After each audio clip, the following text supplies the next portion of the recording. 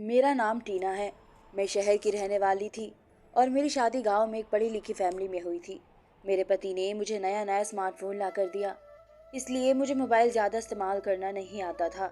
एक दिन मेरे पास एक नए नंबर से कॉल आई।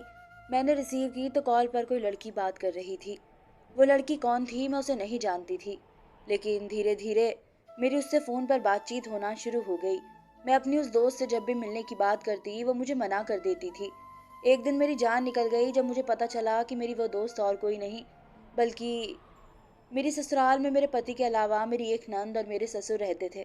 मेरे पति का बिहेवियर बहुत अच्छा था। उनकी जब दूसरे शहर में लगी हुई थी, इसलिए वह अपनी शादी करने के लिए यहाँ आए हुए थे। मेरे पति को हर महीने 2 दिन की छुट्टी मिला करती थी, इसलिए वो महीने की पहली और दूसरी तारीख में अपने घर पर होते थे। मेरे पति अपनी शादी के लिए 10 दिन की छुट्टियां लेकर आए थे। उनकी छुट्टियां पूरी हो चुकी थी। शादी की रात मेरे पति ने कहा कि तुम्हें मेरे पिता और बहन का बहुत ख्याल रखना है।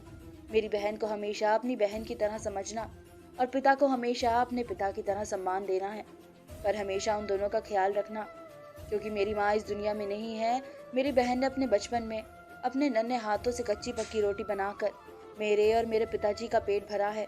उसने हम दोनों का बहुत ख्याल रखा है, इसलिए अब तुम्हें उसको आराम देना है। मैं अपने पति का मतलब अच्छे तरीके से समझ रही थी। वो चाहते थे कि मैं इस घर का काम संभाल लूं और उनकी बहन को आराम दूं। मेरी ननन जवान थी और वो ज़्यादा खूबसूरत तो नहीं थी, बस नॉर्मल सी शक्ल की थी, लेकिन घर गृहस्थी बहुत अच्छी तरह से जानती थी। मेरे ससुराल का घर अच्छा बना हुआ था, काफ़ी बड़ा घर था। मुझे बहुत पसंद आया, क्योंकि मेरा मायके का घर काफ़ी छोटा था। गांव के लोगों के घर तो बड़े बड़े ही होते हैं।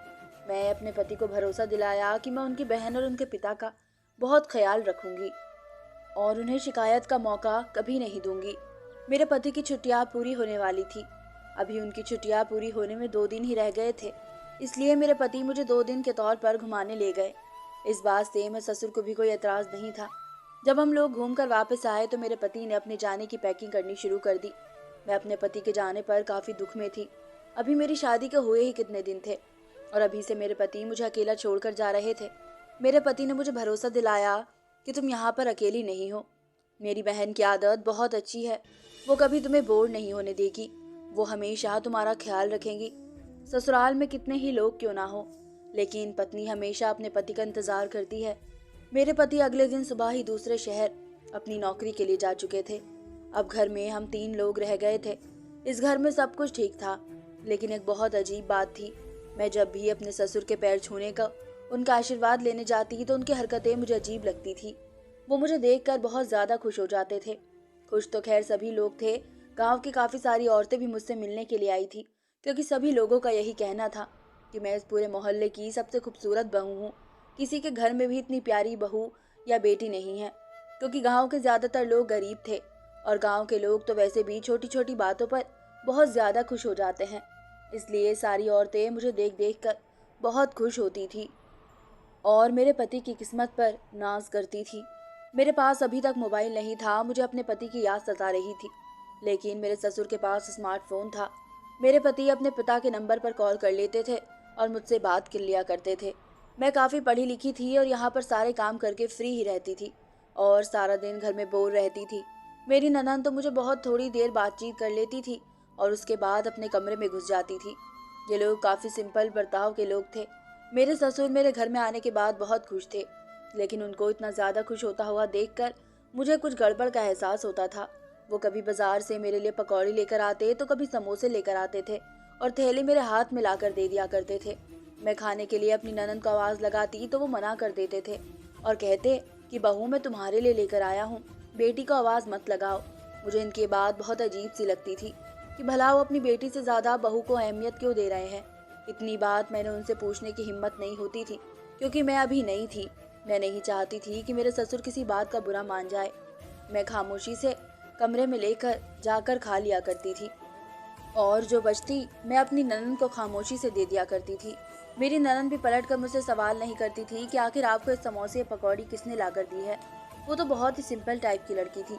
अपने कमरे से सिर्फ किसी काम से ही निकलती थी, बाकी फिर वापस अपने कमरे में घुस जाया करती थी। सुना था कि वो काफ़ी पढ़ी लिखी है, इसलिए कंप्यूटर पर कुछ ना कुछ करती रहती है। पहले तो उसने घर की सारी जिम्मेदारी उठाई थी, लेकिन जब से मेरी शादी हुई थी वो घर के किसी काम को हाथ ही नहीं लगाती थी। मुझे क्या था, मैं तो बस अपने ससुर के अच्छे बिहेवियर से खुश थी। मैं सोचती थी कि मैं हमेशा अपनी ननंद और ससुर का बहुत ख्याल रखूंगी, जैसे कि मेरे पति ने मुझसे कहा था, और मैं अपनी जिम्मेदारियों को अच्छी तरह से निभा रही थी। मैं अपने ससुर से सुबह उठते ही पूछती कि आपको नाश्ते में क्या खाना है, तो वो मेरे इस बात से बहुत खुश होते थे। जबकि सुबह मेरी ननंद भी अपने पिता से पूछती थी कि आपके लिए नाश्ता बना दूं, तो मेरे ससुर अपनी बेटी से नाश्ता बनाने के लिए मना कर देते थे। वह वापस अपने कमरे में चली जाती, फिर कोई दूसरा काम देख लिया करती थी। मैं जब भी पूछती, मेरे ससुर मुझे फौरन ही अपनी पसंद का नाश्ता बता देते और मैं उनकी पसंद के मुताबिक नाश्ता बनाती और उनको दे देती। मेरे ससुर दिन में मुझे काफ़ी सारे डिशेस की डिमांड करते थे। मैं उनका कहना हर बार मान लिया करती थी, इसलिए वो मुझे दिन में दिन खुश रहने लगे थे। मेरे पति को गए हुए 1 महीना पूरा होने वाला था। अब उनके आने का टाइम हो गया था। अब की बार जब मेरे पति घर आए तो मेरे लिए एक सरप्राइज लेकर आए। उन्होंने आते ही मुझे गिफ्ट दिया। गिफ्ट देखकर मैं बहुत खुश हो गई। मैं जैसे ही गिफ्ट को ओपन की तो उसके अंदर स्मार्टफोन था। मेरे पति ने कहा कि तुम्हें मुझसे बात करने में कोई परेशानी होती है, इसलिए मैं तुम्हारे लिए मोबाइल लेकर आया हूँ। मैंने सोचा चलो अच्छा हुआ, मुझे अपने ससुर के मोबाइल से बात करनी पड़ती थी, अब मेरे लिए ये भी आसान हो गया है। 2 दिन इसी तरीके से हंसी खुशी अपने पति के साथ गुजर गए थे। मैं घर के सारे काम दिल लगाकर किया करती थी। मोबाइल को हाथ लगाने का मुझे टाइम ही नहीं मिलता था, जबकि शुरू के दिनों में तो मैं फ्री रहती थी। लेकिन मेरे ससुर दिन में मुझसे कोई काम न करवाते थे, इसलिए मैं बहुत बिजी रहती थी। मेरा मोबाइल तो एक तरफ ही पड़ा रहता था। रात के टाइम पर जब मुझे मौका मिलता तो थोड़ी देर के लिए अपने पति से कॉल पर बात कर लेती।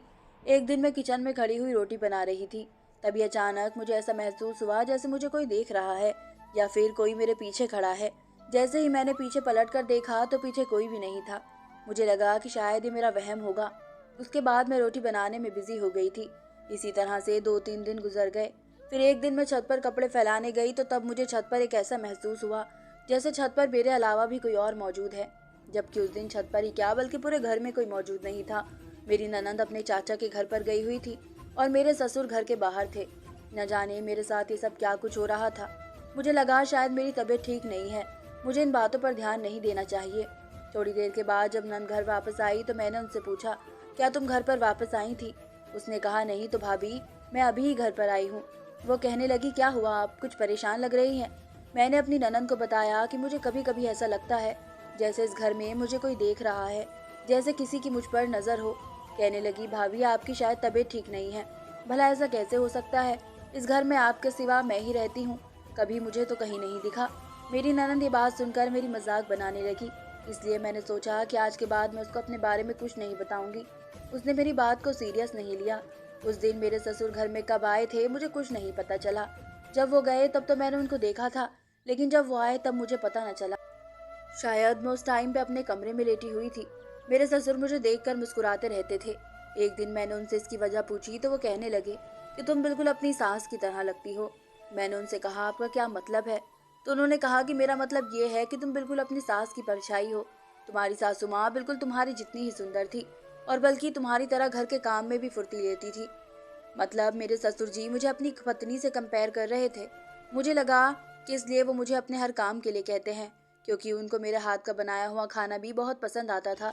लेकिन एक दिन मेरे ससुर ने बहुत ही अजीब सी हरकत कर दी। वो घर के अंदर एक बड़ी अजीब सी चीज लेकर आए थे। मेरी ननद और मैं देखकर हैरान रह गए थे। ये गांव तो जरूर था, लेकिन इस चीज का यहाँ क्या काम होता, जबकि मेरे ससुर तो काफी पढ़े लिखे थे। वो एक घोड़ी थी। आजकल घोड़ी भी कहाँ सस्ती मिलती है, तो काफी सारे पैसे खर्च करने के बाद उसे लेकर आए थे। उन्होंने कहा कि मैं इस घोड़ी को पालना चाहता हूँ, इसलिए अपने घर में लेकर आया हूँ। मेरी ननंद ने तो अपने पिता की मजाक भी बनाई थी, क्या आपको कब से शौक हो गया है घोड़ियों को पालने का? मैं कुत्ता, बिल्ली, घोड़ा या फिर बकरी पालने का शौक तो सुना भी था, लेकिन घोड़ी पालने का शौक के बारे में मैंने पहली बार सुना था। ये बात मुझे भी कुछ अजीब सी लग रही थी। अगले दिन जब मैंने सुबह सुबह किसी काम के लिए उठी तो मैंने देखा कि लगभग सुबह के 6 बजे थे। इतनी सुबह मेरे ससुर घोड़ी के पास बैठे उसका दूध निकाल रहे थे। मैं छुपकर उनको देखने लगी। मैंने देखा कि उन्होंने दूध को गिलास में करने के बाद उसको पी लिया। जब मेरे ससुर को पता चला कि मैं उनको देख रही हूँ तो वो घबरा गए। मैंने कहा, आप ये दूध क्यों पी रहे हैं? तो वो कहने लगे कि घोड़ी का दूध पीने से मर्द के शरीर के अंदर की ताकत होती है। मैंने सोचा कि शायद इस उम्र में आकर मेरे ससुर जी को कमजोरी महसूस हो रही होगी। गाँव के लोग तो वैसे भी काफी सारे नुस्खे जानते हैं, ये भी कोई ताकत लाने वाला कोई नुस्खा ही होगा। वैसे मैंने पढ़ा था कि घोड़ी का दूध काफ़ी सारी बीमारियों से भी काम आता है। मुझे अपने ससुर से इस बारे में ज़्यादा समझकर क्या करना था। ये उनके फ़ायदे का जानवर था, इसलिए तो वो उसे लेकर आए थे। मैं जब अपने पति को कॉल पर बात करती तो उस बारे में उनको भी बताती। मेरे पति ने कहा कि मेरे पिताजी पढ़े लिखे आदमी हैं और वे गांव के तौर तरीके भी जानते हैं। गांव के बड़े बुजुर्गों के साथ उनका उठना बैठना है, उनमें से किसी ने उनको ये नुस्खा बता दिया होगा। तुम इस बात पर ज़्यादा ध्यान मत दो। मेरे पिताजी जो करते हैं ठीक ही करते हैं। आज तक उन्होंने कभी कुछ गलत काम नहीं किया है और वो घोड़ी घर में लेकर आए हैं तो इसमें भी कोई उनका मकसद ही होगा। मैं अपने पति से कहा कि आप ठीक कह रहे हो, ससुर जी सच में बहुत अच्छे इंसान हैं। एक दिन मैं अपनी ननंद के साथ मार्केट गई थी। मार्केट से आने के बाद जैसे ही मैं अपने कमरे के अंदर गई तो ये देखकर मैं हैरान रह गई थी कि मेरे कमरे की हालत बहुत बुरी हो रही थी। ऐसा लग रहा था जैसे किसी ने मेरे कमरे की तलाशी ली हो। चारों तरफ सामान फैला हुआ था। मुझे लगा कि शायद मेरे कमरे में कोई आया होगा। मैं अपनी सारी कीमती चीज़ चेक की, लेकिन मेरे कमरे के अंदर हर कीमती चीज़ अपनी जगह पर ही मौजूद थी। कोई भी चीज़ कमरे से गायब नहीं थी, बस कमरे का सामान इधर उधर फैला हुआ था। मैं अपने ससुर जी के पास गई और उनसे ये सवाल किया कि मेरे कमरे में सामान कैसे फैला हुआ है, क्या आप मेरे कमरे में गए थे? क्योंकि उस दिन घर में ससुर जी अकेले मौजूद थे। उन्होंने कहा कि मैं तुम्हारे कमरे में नहीं गया, लेकिन मैं तुम्हारे कमरे के अंदर को बिल्ली को जाते देखा था। शायद बिल्ली ने ही तुम्हारे कमरे का सामान फैला दिया होगा। मैंने सोचा कि शायद वो सही कह रहे हैं, यही हो सकता है, बिल्ली ही कमरे में आई होगी। भला कमरे में ऐसे बेवजह सामान कौन फैलाएगा? मैं इस बात को इग्नोर कर दी। मेरे पति की छुट्टी के दिन आ गए थे और वो 2 दिन के लिए घर पर आ गए थे। अगले दिन जब मैं सुबह का नाश्ता बनाया तो सब लोग नाश्ते की टेबल पर आकर बैठ गए थे। मेरे पति ने अपनी बहन से कहा कि तुम्हारी भाभी मेरे पीछे तुम्हारा ख्याल भी रखती है या नहीं। मेरी ननद कहने लगी, भैया भाभी बहुत अच्छी है, हमारा बहुत ख्याल रखती है। ये बात सुनकर मुझे खुशी मिली थी कि मेरी ननद ने मेरी तारीफ की थी। उसकी बात मेरे ससुर ने तो मेरी इतनी देर तक तारीफ की थी कि वो तो खामोश होने का नाम ही नहीं ले रहे थे।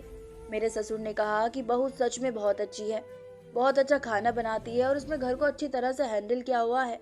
मैंने सोचा कि आज मैं अपने ससुर को अपने मायके जाने की परमिशन ले लेती हूँ, लेकिन ये सुनकर मुझे बड़ी हैरानी हुई थी कि मेरे ससुर ने मुझे मायके जाने से मना कर दिया।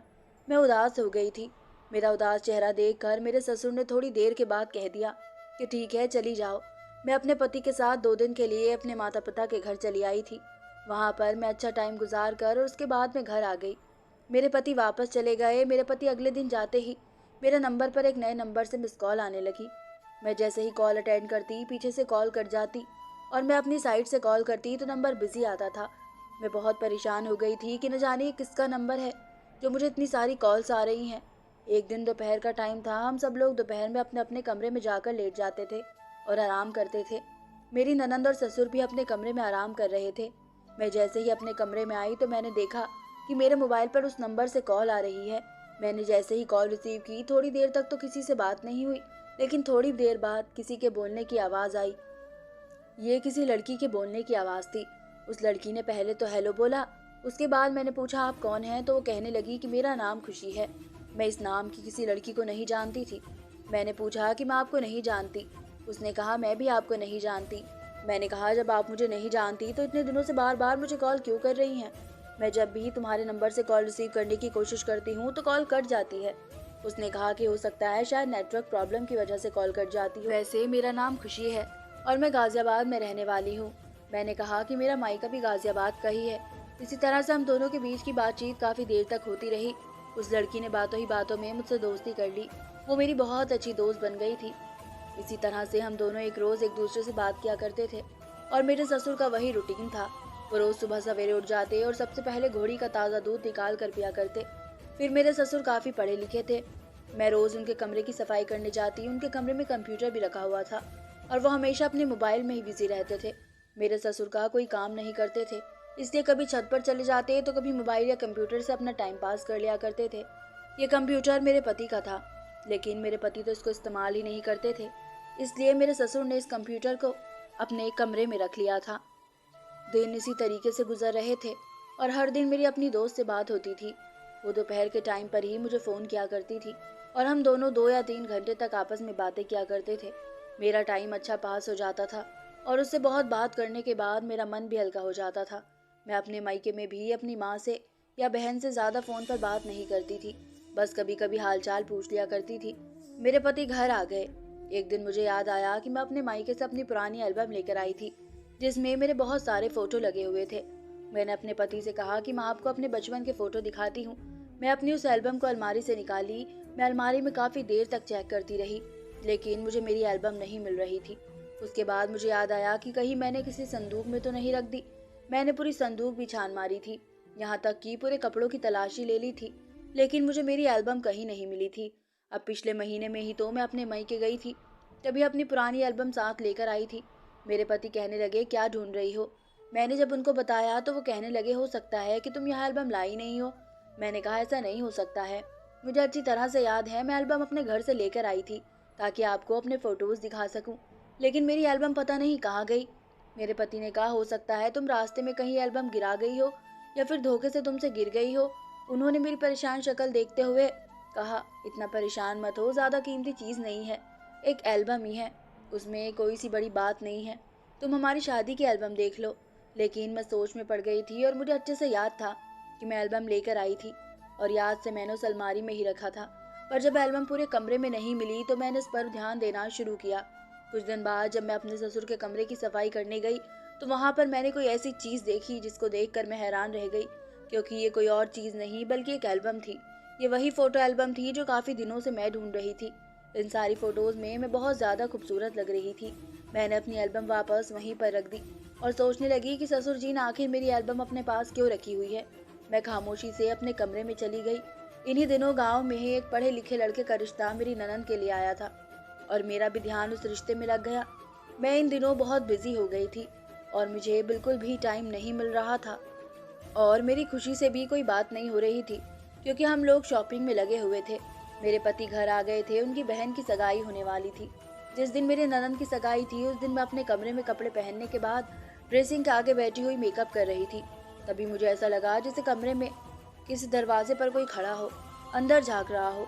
जैसे ही मैंने दरवाजे की तरफ देखा तो कोई नहीं था, लेकिन मैं फिर भी अपनी तसल्ली के लिए दरवाजे की तरफ भागती हुई दरवाजे पर मेरी ननद आ गई और तैयार होकर मुझे खुद को दिखाने लगी। भाभी, मैं कैसी लग रही हूँ? मैंने अपनी ननद से कहा, बहुत अच्छी लग रही हो। मैंने कहा, क्या तुम अभी दरवाजे पर खड़ी हुई मुझे देख रही थी? उसने कहा, भाभी मैं तो अभी तैयार होकर आई हूँ, लेकिन आप मुझे कुछ परेशान लग रही है। मैंने उसको कुछ नहीं बताया और मैं चुप हो गई। मेरी ननद की शादी में अभी काफ़ी टाइम था। अभी तो हम लोगों ने उसकी सगाई कर दी थी। सगाई वाले दिन घर के सभी लोग बहुत खुश थे। हम लोग फैमिली फ़ोटो खिंचवा रहे थे। तभी अचानक मेरे ससुर मेरे बराबर में आकर खड़े हो गए। मेरी एक साइड पर और मेरे पति खड़े हुए थे और दूसरी साइड पर मेरे ससुर खड़े हुए थे। मुझे ऐसा लगा जैसे किसी ने मेरी कमर पर हाथ रखा हो, जबकि मेरे पति का हाथ तो मेरे कंधे पर था।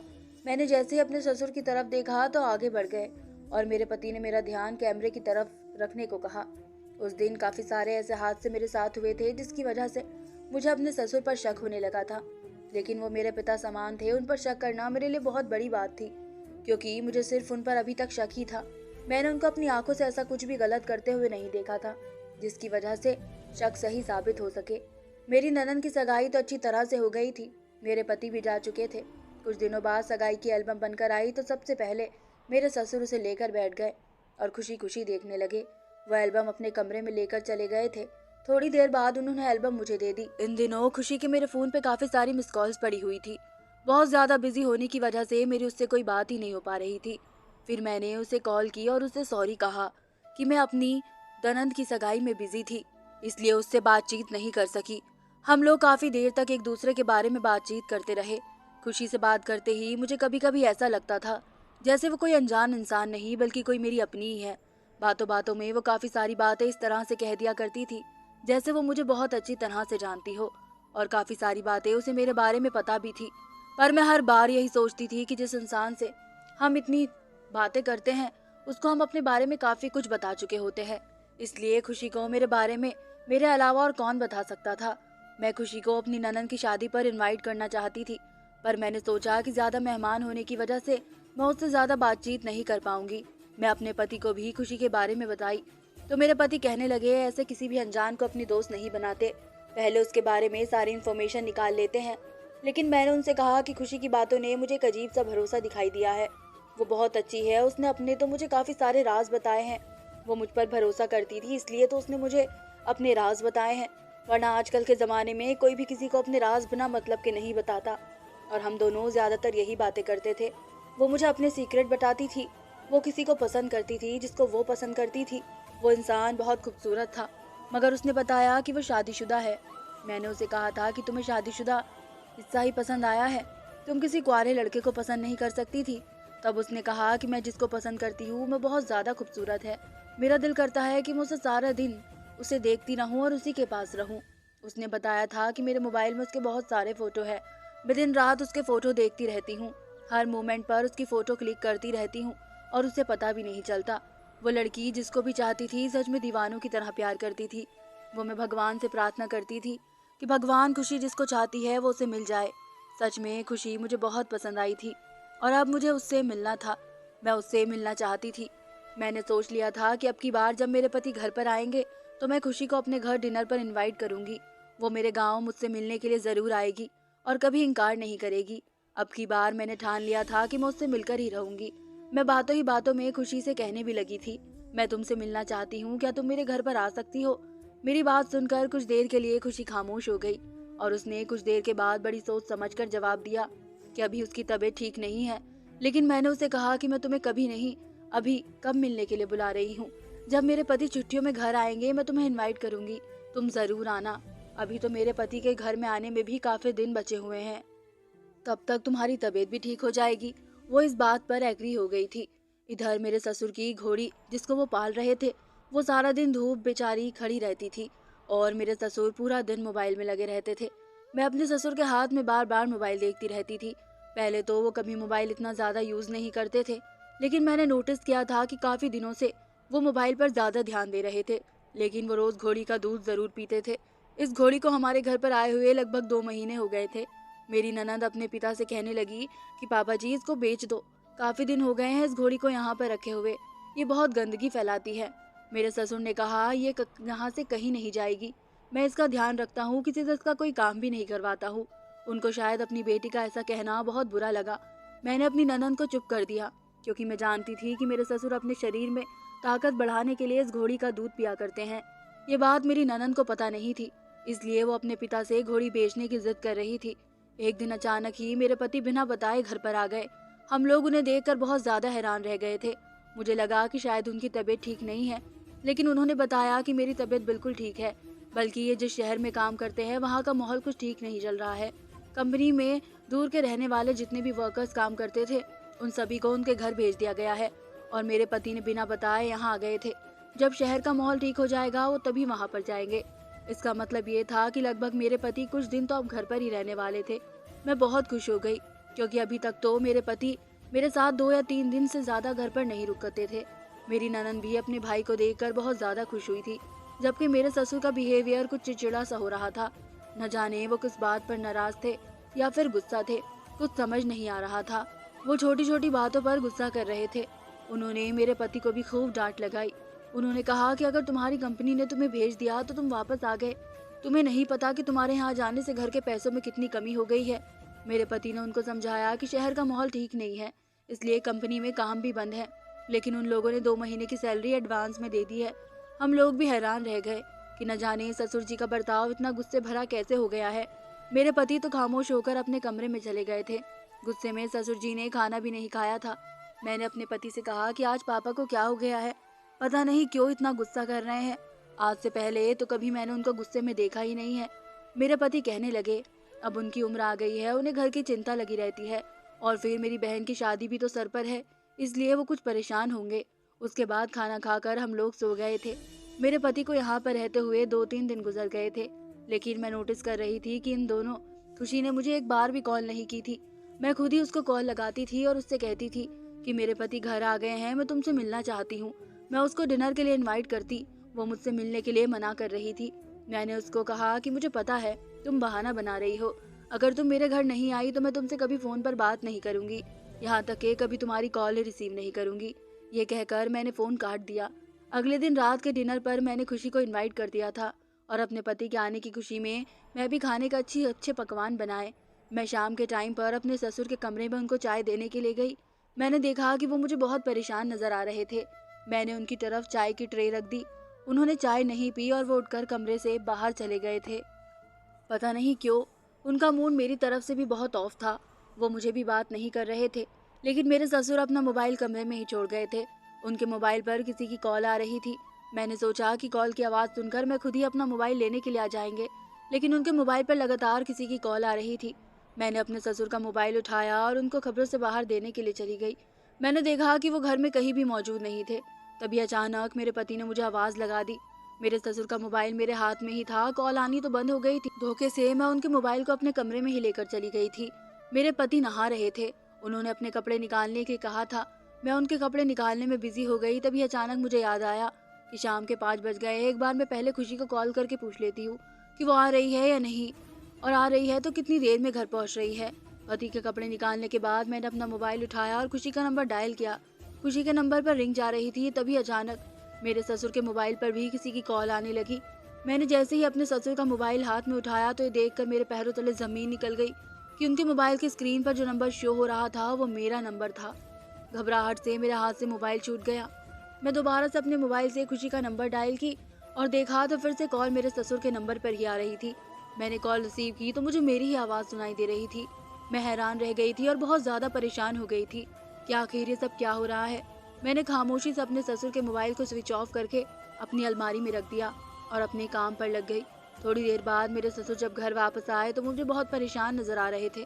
मुझे पता था कि वो ज़रूर अपने कमरे में ही जाएंगे और अपना मोबाइल तलाश करेंगे। मेरी सोच के मुताबिक वो अपने कमरे में ऐसी तलाशी कर रहे थे जिससे उनका कुछ खो गया हो। मेरे पति नहाने के बाद तैयार होकर अपने दोस्तों के पास चले गए। मेरे पास मौका अच्छा था, इसलिए मैंने अपने ससुर का मोबाइल ऑन किया और उनके मोबाइल की तलाशी लेने लगी। लेकिन ये देख मेरे पैरों तले ज़मीन निकल गई थी कि उनके मोबाइल में मेरे बहुत सारे फ़ोटोज़ और मेरी छोटी छोटी ऐसी वीडियो थी जो कि मेरे घर के हर काम में, हर मोमेंट पर बनाई गई थी, जैसे मैं घर के नॉर्मल काम किया करती थी। अब मेरी सब कुछ समझ में आ गया था कि आखिर मुझे हर बार लगता था कि मेरे पीछे कोई है, कोई मुझे देख रहा है, मुझ पर किसी की नज़र है। ये मेरा कोई शक नहीं, बल्कि मेरे ससुर अपने मोबाइल से ही मेरे फ़ोटो खींच लिया करते थे या फिर वीडियो बना लिया करते थे, या फिर मुझे अपने ससुर से डर लगने लगा था। लेकिन फिर ये खुशी कौन थी जो इतने दिनों से मुझसे फ़ोन पर बात करती थी? मैं बहुत ज़्यादा कंफ्यूज हो रही थी। इसका मतलब था कि मेरे ससुर मुझ पर गंदी नज़र रखते थे। उनके मोबाइल में एक वीडियो तो ऐसी थी जिसे देखकर मैं शर्मिंदगी महसूस कर रही थी। मोबाइल में मेरी साड़ी पहनते हुए टाइम की वीडियो थी और मेरे कमरे से जो एल्बम गायब हुई थी उसका मतलब यही था कि वो मेरे कमरे से मेरे ससुर ने ही ली थी और अपने पास रख ली थी। अब मैं ये सब कुछ बर्दाश्त नहीं कर सकती थी। मैंने अपने पति को फ़ौरन कॉल करके घर बुला लिया और उनको सब कुछ बता दिया। मेरे पति ने पहले तो मेरी ये बात सुनते ही मेरे मुंह पर थप्पड़ मार दिया और वो कहने लगे कि तुम मेरे पिता पर इल्ज़ाम लगा रही हो। मेरी गलती, मुझे इस बात पर बुरा लगा। कहने लगी, मुझे पता था कि कोई मेरी बात का यकीन नहीं करेगा, इसलिए मैंने अपने पति के हाथ में उनके पापा का मोबाइल दे दिया। उनसे कहा कि ये देखो और बताओ ये मोबाइल किसका है। मेरे ससुर मेरे पति से कहने लगे, तुम्हारी पत्नी झूठ बोल रही है, इस मोबाइल में कुछ भी नहीं है। मेरे पति ने चिल्लाते हुए अपने पापा की तरफ देखा और कहा कि ये सच कह रही है कि ये मोबाइल किसका है। उसने ये नहीं कहा कि इस मोबाइल के अंदर क्या है। ये बात सुनकर मेरे ससुर अचानक खामोश हो गए और अगर वो कुछ बोलते उनकी ज़ुबान लड़खड़ाने लगी। मेरे पति ने जल्दी से मोबाइल ऑन किया और उन्हें मेरे सारे फ़ोटोज़ मोबाइल में देख लिए और उन्होंने मेरी वीडियो भी देख ली जो काफ़ी गलत तरीके से बनाई गई थी। मैंने अपने पति को खुशी के बारे में भी बता दिया कि खुशी कोई और नहीं बल्कि आपके पिताजी ही है। मेरे ससुर अपनी सच्चाई एक्सेप्ट नहीं कर रहे थे। उन्होंने कहा कि मैं किसी खुशी को नहीं जानता। मैंने अपने पति से कहा कि अगर आपको यकीन नहीं आता तो आप भी खुशी का नंबर मेरे फ़ोन से डायल करके आपको पता चल जाएगा कि कॉल किसके पास जाएगी। मेरे पति ने मेरे कहने के मुताबिक मेरे नंबर से खुशी का नंबर डायल किया तो कॉल उनके दूसरे हाथ में उनके बाबा के मोबाइल पर ही आने लगी थी। मैं जो भी बात अपने पति को बता रही थी वो सच हो रही थी। अब मेरे पति को यकीन आ गया था मेरी बात पर। मैं आज उनके पापा के खिलाफ जो इल्ज़ाम लगाई थी वो बिल्कुल सही है। मैंने अपनी ननद से भी कहा कि मैं काफ़ी दिन पहले तुमसे कह रही थी कि मुझे ऐसा लगता है कि जैसे कोई मुझ पर नज़र रखता है, लेकिन तुमने मेरी बात को मजाक में टाल दिया था। उसके बाद से कभी दोबारा मैंने तुम्हें ये बात नहीं बताई, लेकिन लगातार मेरे साथ ऐसा ही हो रहा था। मुझे लगता था कि जैसे मेरे आसपास कोई है, पर जब मैं गौर से देखती तो मेरे पास कोई नहीं होता। और फिर मेरे कमरे से वही एल्बम का गायब होना। कुछ दिन बाद जब मैं पापा के कमरे में सफाई करने गई तो मैंने वहाँ पर एल्बम उनके कमरे में देखी थी। घर में एकदम खामोशी का माहौल छा गया। मेरे पति की आंखों में बहुत गुस्सा था और वे अपने पिता के सामने जाकर खड़े हो गए। उन्होंने अपने पिता का हाथ उठाकर अपने सर पर रख लिया और कहा कि आपको मेरी कसम है, ये जो कुछ कह रही है क्या वो सच है? या फिर आप झूठ हैं। मेरी ससुर के चेहरे पर पसीना आने लगे क्योंकि वो बुरी तरह से फंस चुके थे। थोड़ी देर के बाद मेरे ससुर ने हाथ नीचे कर दिया और वो रोने लगे और मेरे पति के आगे हाथ जोड़ने लगे। कहने लगे, मुझे माफ़ कर दो बेटा, बहू बहुत ठीक कह रही है। ये मोबाइल मेरा है और खुशी भी मैं ही हूँ। मैं ही लड़की बनकर तुम्हारी पत्नी से बातें किया करता था। जिस दिन से तुम्हारी पत्नी इस घर में आई थी, मेरे दिल को भा गई थी। मैं उसे पसंद करने लगा था और हमेशा उसके करीब जाने की कोशिश करता था। तुम्हारी पत्नी जो भी काम करती, मैं उसके फ़ोटो खींच लिया करता था और अकेले में उसके फ़ोटो और वीडियो देख देख कर खुश होता था, क्योंकि ये बहुत खूबसूरत है। मैं इसकी खूबसूरती में खो गया था। तुम तो हमेशा दूसरे शहर में रहते थे, इसलिए मैं चाहता था कि मैं इसको अपनी तरफ कर लूं और तुम्हारी पत्नी को तुमसे छीन लूं। इसलिए मैंने प्लान बनाया कि मैं लड़की की आवाज़ निकाल कर टीना से फ़ोन पर बात किया करूंगा और मैं टीना से खुशी बनकर फ़ोन पर बात किया करता था। मेरे अंदर ये पुराना टैलेंट है। मैं अपनी जवानी के दिनों में लड़कियों की आवाज़ निकालता था, लेकिन अब बुढ़ापे की उम्र में जाकर मेरे मुँह से लड़की की आवाज़ साफ नहीं निकलती थी। इसलिए मैं घोड़ी लेकर आया था। घोड़ी का दूध पीने से गले की आवाज़ ठीक हो जाती है। मैंने ही तुम्हारी पत्नी के कमरे से उसकी एल्बम चुराई, क्योंकि मैं उसे पसंद करता था। मेरे मोबाइल के वॉलपेपर पर भी उसका फ़ोटो लगा हुआ है। मुझे बहुत बड़ी गलती हो गई बेटा। तुम्हारी पत्नी पर गंदी नज़र रखने लगा था मैं। मुझे नहीं पता था कि तुम्हें ये सब कुछ पता चल जाएगा। मैंने सोचा था कि मैं किसी दिन बहू को अपनी बातों में ले लूँगा और उससे कहूँगा कि मैं तुम्हें छोड़ दूँ और मुझसे शादी कर ले। ये बात सुनकर मेरा पति का खून खौल उठा और मुझे भी अपने ससुर से नफरत होने लगी। जिनको मैं इतना अच्छा आदमी समझती थी, वो मेरी इज्जत पर अपनी गंदी नज़र रख रखे थे। मुझे इस बात की बिल्कुल भी खबर नहीं थी। मेरे पति ने कहा, मुझे नहीं लगता था कि ससुर अपनी बहू के साथ इतनी घिनौनी हरकत भी कर सकते हैं। मुझे शर्म आती है आपको अपना बाप कहते हुए। मेरे ससुर बहुत शर्मिंदा हो रहे थे। मेरे पति ने अपने बाबा को बहुत बुरा भला कहा और उन्होंने फैसला किया अपनी बहन की शादी कर देने के बाद मुझे अपने साथ शहर ले जाएंगे और जहाँ पर वो नौकरी करते हैं वो वहीं पर एक किराए का मकान खरीद लेंगे और मुझे अपने साथ वहीं रखेंगे। वो कभी भी मुझे इस घर में नहीं रहने देंगे और ना ही खुद वापस लौटकर इस घर में आएंगे।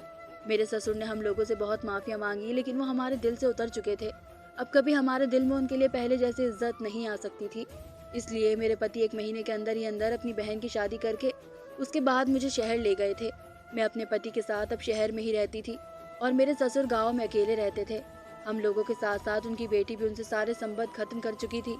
मैं अपने पति के साथ शहर में खुशी खुशी रहती थी और कभी कभी अपने पति को समझाती, उनकी वजह से भी आपके पिता है। मेरे कहने के मुताबिक मेरे पति ने अपने पिता के खर्चे के पैसे भेज दिए और वो उनसे बातचीत करने लगे।